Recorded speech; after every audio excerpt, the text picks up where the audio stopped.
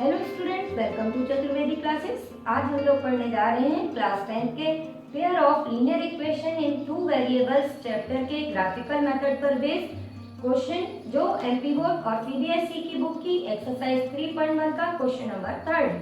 अब इसमें क्या गिवन है वो हम पहले पढ़ लेते हैं। The cost of 2 kg of Apple and 1 kg of grapes on a day was found ₹160. After a month, the cost of 4 kg of apple and 2 kg of grapes is ₹300. Represent the situation algebraically and geometrically. ठीक है, अब इस question को कैसे करना है वो समझ लेते हैं। Let the cost of 1 kg of apple be ₹. फिर हम लेंगे the cost of 1 kg of grapes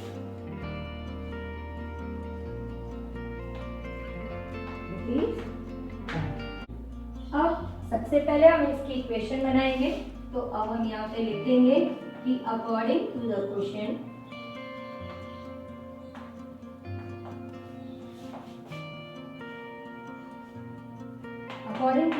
हमारी पहली इक्वेशन कैसे बनेगी। जब हमने देख लिया कि 1 kg की कॉस्ट x है तो 2 kg ऑफ एप्पल की कॉस्ट हमारी क्या हो जाएगी 2x।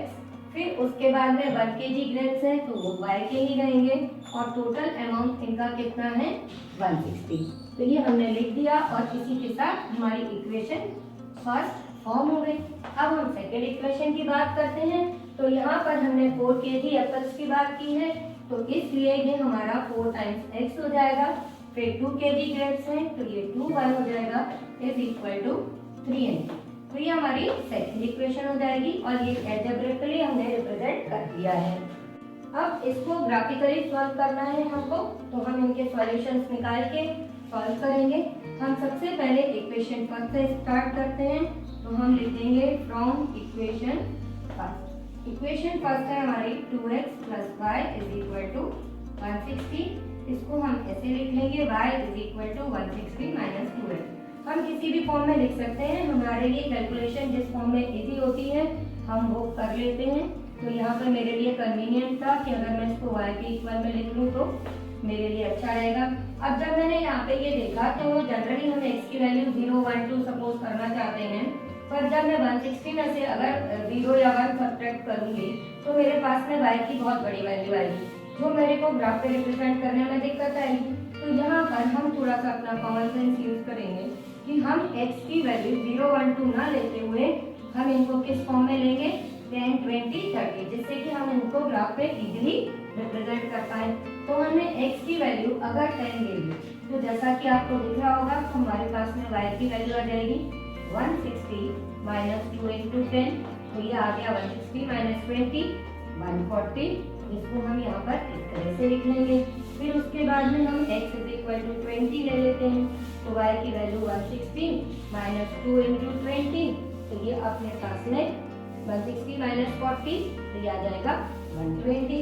और एक सॉल्यूशन और आप फाइंड कर लीजिएगा। तो जैसे ये 20 के लिए 120 आ जाएगा, फिर आप 30 लेंगे तो आपको 160 - 60 करेंगे तो ये आपके पास में 100 आ जाएगा। ठीक है, इसी तरह से अब हम अपनी सेकंड इक्वेशन की बात करेंगे। तो अब हम लिखेंगे फ्रॉम इक्वेशन सेकंड हमारी है 4x + 2y is equal to 300। जैसा कि मैं पहले भी अपने लेक्चर्स में बता चुकी हूँ कि ये सभी मुझे सेम नंबर के मल्टीपल दिख रहे हैं। तो पहले हम इनको 2 से डिवाइड कर देते हैं क्योंकि ये सभी 2 के मल्टीपल है और कैलकुलेशन हमारी उससे इजी हो जाएगी। तो जब हम इसको dividing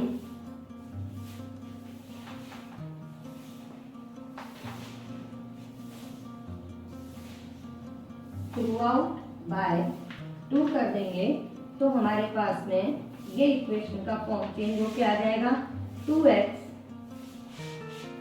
+ y is equal to 150। अब यहाँ पे भी मैं इसको y के इक्वल में लिख लेती हूँ 150 - 2x। जैसा अब हम एक बार कर चुके हैं तो हम इसको अब जरा जल्दी जल्दी कर लेते हैं कि x की वैल्यू हमने ले ली 10, तो y की वैल्यू आ गई 150 माइनस 2 इंटू 10, ये हमने निकाल लिया 150 माइनस 20 130। और इसके सॉल्यूशंस को भी अब हम अपना यहाँ पर लिख लेते हैं, ये x ये y, और x की वैल्यू 10 के लिए, y की वैल्यू निकाली हमने 130। फिर इसी तरह हमने x की वैल्यू ले ली 20 और y की वैल्यू निकाल दी, तो ये आ गया 150 माइनस 2 इंटू 20, तो ये अपने पास में आ गया 110। ठीक है, तो ये हमारी 20 के लिए वैल्यू आ गई 110। आप एक वैल्यू और निकाल लीजिएगा 30 के लिए, तो जब इसी तरह से आप 30 के लिए करेंगे तो ये 150 माइनस 60 हो जाएगा और आपका आंसर आ जाएगा 90। अब हम इन वैल्यूज को लेके ग्राफ ड्रॉ करना चाहते हैं, तो हम अपनी टेबल्स को इधर पे बना लेते हैं, जिससे कि जब ग्राफ ड्रॉ करेंगे तो ये हमको पता चलेगा। तो पहली इक्वेशन हमारी x एंड y की, तो वो हमने जो सॉल्यूशंस निकाले थे उसके, वो यहाँ पे लिख दिए 10, 140, सेकेंड था 20 के लिए 120 एंड 30 के लिए आंसर आएगा हमारा 100। ओके, और हमारी इक्वेशन ये है अपने पास में। सेकेंड इक्वेशन अपनी का जो सॉल्यूशन है वो भी हम यहाँ लिख लेते हैं, क्योंकि अभी हम यहाँ पर ग्राफ ड्रॉ करने वाले हैं। तो ये 10 के लिए वैल्यू थी 130, फिर उसके बाद 20 के लिए वैल्यू है 110, और उसके बाद 30 के लिए हमारा आंसर है 90। ठीक है, अब हम इन वैल्यूज को लेके अपना ग्राफ ड्रॉ करेंगे अपनी इन इक्वेशंस का। अब आप जल्दी से कर लेते हैं वो भी।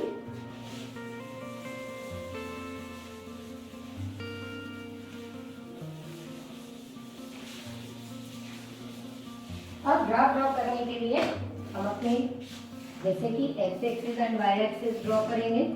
आप ग्राफ पेपर करेंगे तो आपका थोड़ा एक्यूरेसी से होगा, मैं थोड़ा यहाँ पर बुक पर करूँगी। जैसा आपने को समझ में आ गया है, क्योंकि x और y की वैल्यू इन टर्म्स ऑफ 10 आ रही हैं, तो हम अपने इस x एक्सिस पर जो वैल्यूज लेंगे वो अपनी 10, 20 लेंगे। और आपको मैं पहले भी अपने लेक्चर में बता चुकी हूँ कि किसी भी चीज़ की कॉस्ट नेगेटिव तो होगी नहीं, मीन्स इनसे हम जो लाइन्स ड्रॉ करेंगे या इनके ग्राफ ड्रॉ करेंगे वो इंटरसेक्टिंग लाइन्स होंगी, और किस क्वाड्रेंट में होंगी, फर्स्ट क्वाड्रेंट में। तो जब आप एग्जाम में ड्रॉ कर रहे हैं तो y एक्सिस को लेफ्ट साइड में शिफ्ट करके कीजिएगा, जिससे आपको x एक्सिस या और y एक्सिस का ये पॉजिटिव पार्ट मैक्सिमम मिल जाए, मीन्स फर्स्ट क्वाड्रेंट के लिए बहुत सारी जगह मिल जाए, तो हम अपने सॉल्यूशंस फाइंड कर पाएंगे, नहीं आपको दोबारा पूरा ग्राफ बनाना पड़ेगा। तो अब हम यहाँ पे जल्दी जल्दी लिख लेते हैं। ठीक है, ये इस तरह से यहाँ पर भी, और नेगेटिव में आप बाद में मार्क कर दीजिएगा, यहाँ नेगेटिव एक्सिस पे कर दीजिएगा। हम जल्दी से अपने ग्राफ को फोकस करते हैं। अब देखिए, जो मैंने बात बोली थी कि x की वैल्यू 10, 20, 30 ले लेंगे हम तो काम चल जाएगा, पर y के जो हमारे आंसर्स आ रहे हैं वो कहाँ से कहाँ तक वेरी हो रहे हैं, 90 से लेके 140 तक। तो अगर हमने ये x एक्सिस सेंटर में किया है तो ऊपर हमारे पास में इतना मार्जिन नहीं होगा, तो उस केस में आप यहाँ पर 10, 20, 30, 40 ना लिखते हुए यहाँ पर आप डायरेक्ट 20, 40, 60, 80 इस टाइप से लिख लीजिएगा, क्योंकि अगर आपने 10, 20 लिखा और आपके पास में प्रॉपर स्पेस ना रहा तो आपको वापस पूरी मेहनत करनी पड़ेगी। ठीक है, ये इस तरह से लिख देंगे, और साथ में बोर्ड में ये जरूर हम लिख के आएंगे कि हमने स्केल क्या चूज की है। हमने on x axis 1 centimetre is equal to क्या लिया है, ₹10, और फिर हमने on y axis 1 centimetre is equal to क्या ले लिया, ₹20।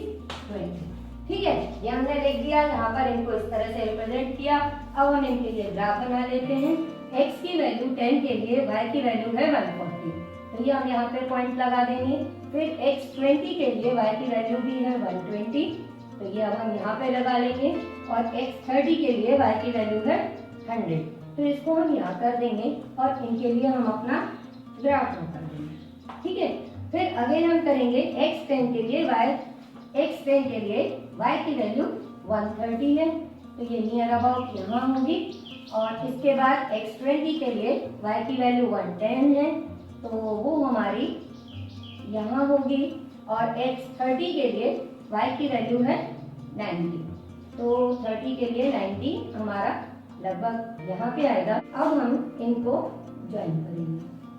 जब हम इनको ज्वाइन करेंगे तो हमने क्या देखा कि ये लाइंस कहीं भी एक दूसरे को इंटरसेक्ट नहीं करेंगी।